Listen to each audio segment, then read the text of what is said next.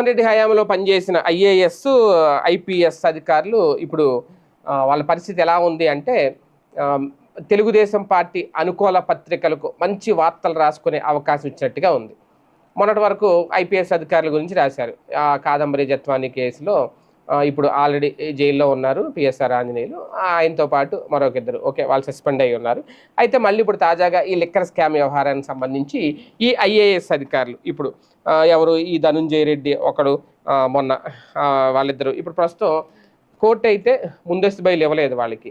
ఈ నేపథ్యంలో బెయిల్ వచ్చే వరకు కాస్తంత కనబడకుండానే ఉంటారు. సింపుల్గా చెప్పాలంటే పారిపోయారు, లేదంటే గైరు హాజరయ్యారు, పరారైపోయారు, ఈ పదాలు వాడతారు. అనుకూలంగా ఉన్నవాళ్ళు ఎక్కడికో వెళ్ళిపోయారు, దూరంగా ఉన్నారు, వీళ్ళు పెట్టే టార్చర్ తట్టుకోలేక రాష్ట్రం వదిలి వెళ్ళిపోయారు, ఇలా వాళ్ళు చెప్పుకుంటారు. టీడీపీ వాళ్ళు అదిగో పారిపోయారు చూడండి రా బాబు, ఐఏఎస్ అధికారులను పరారైపోయారు అని చెప్తారు.